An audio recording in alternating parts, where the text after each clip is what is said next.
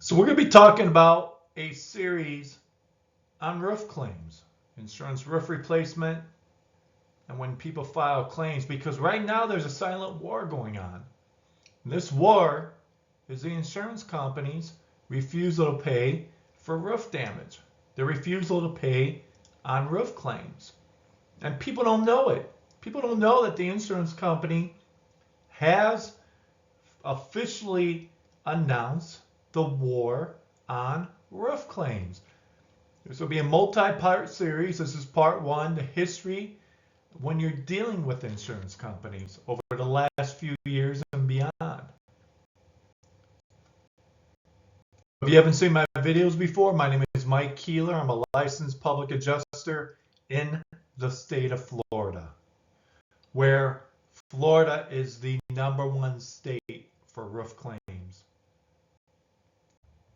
So when you want somebody to teach you about roof claims, how to do it, insurance roof replacement, the damage on your roof, you really want to look at who has the most experience doing it. And we here in Florida do, because Florida has the most roof claims than anywhere else in the nation, not even close. So when I go through this history, you're going to find out and see and understand the changes and why those changes have taken place. So it all started a few years ago, as you can see here. Okay? It's relatively easy. So you can sign with a roofing company to hire a claim in most states.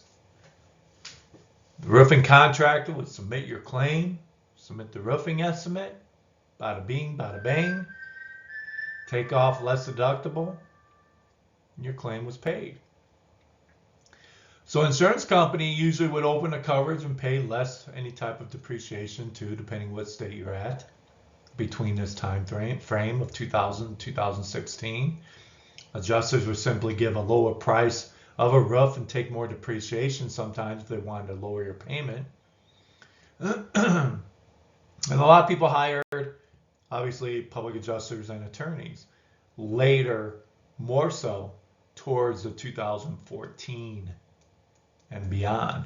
This is when PAs and attorneys really started becoming popular. So let's fast forward a little bit from around 2017 to current. This is when the South Texas, Louisiana, Alabama, Florida really started to get some pretty big losses from hurricanes. And so there are larger losses that the insurance companies were facing on these roof claims because of wind, mostly hurricane, some hail.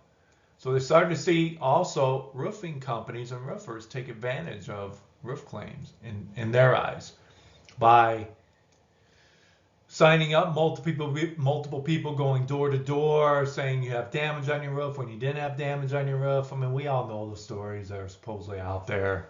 I'm not sure I agree with a lot of them, but maybe there's a few of them out there. There were a lot more lawsuits during this time frame dealing with roof claims and the damage to the roof, because insurance companies now started to go where normally 75-80% of roof claims would settle. Those numbers started to dip. So now we started seeing 50% of roof claims would be settled, and the other 50% we'd have to file lawsuits on. So now public adjusters and attorneys were aggressively involved in getting people more money for the homeowners to fix everything.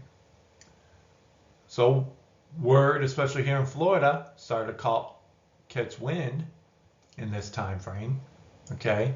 And more public adjusters were coming. More and more attorneys were switching their practice from maybe personal injury or exclusively doing homeowners claims, because there were such a vast amount of roof claims in Florida, Texas, Louisiana, South Carolina, North Carolina, etc., but concentrated a lot in Texas and Louisiana and Florida. So now people realize the power of a public adjuster, and more claims started coming about whenever people had issues. So what is it that changed in the history from 2000 to 2016 and then from 2017 to the current? Again, I highlighted that the losses. We're going to talk about that. So the lawsuits, there were more and more lawsuits. So insurance companies started to fight a little bit. Like I said, percentages of what we used to settle claims, everybody, 75, 80% of claims never went into lawsuit with roof claims. Started to dip to around 50-50. 50% of claims would settle, 50% of claims would go into lawsuits. So this all meant that the costs were increasing for insurance companies when it came to these roof claims. Again, hail, windstorm is the number one type of claim for your homeowner's insurance, okay? Number one claim for an insurance company is wind and hail. I put hail, okay, aka roof claims. So the insurance companies knew coming to 17 that they started to have to fight these because it was starting to become a larger number than they expected. So they knew they had to do something for the future now to fight all this stuff. That's pretty much where we're at. So what was done? Well, the insurance companies started handing out money to politicians in a lot of states. Florida, Texas, Louisiana, Alabama. These are the same states. In other states too. Start paying off these politicians through the lobbyists to get the laws changed, help out in the insurance companies. Now in some states, roofers can't do anything with a claim anymore, like Florida, right? Where they used to sign up, submit the claim, talk to the adjuster. Now that can be interpreted as you're trying to be an attorney or public adjuster and you're adjusting the claim. There are criminal penalties for that, and you can lose your license in Florida.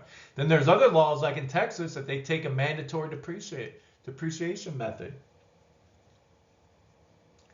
The insurance companies also tightened up their claim handling, giving instructions to the adjusters. Hey, we're not paying for any roof claims. They started employing engineers, army of engineers, to state that there was no damage from wind or hail, to deny your claim. So this is kind of the brief history of why we're now at war on roof claims, because the insurance companies simply just refuse to pay anything anymore on roof claims. That was part one. Hope you enjoyed it. Again, my name is Mike Keeler. I'm a licensed public adjuster in Florida. If you have any questions, need help with a claim, here's how you can get a hold of me, my contact information. Thanks for watching this video. Give me a thumbs up and subscribe to the channel.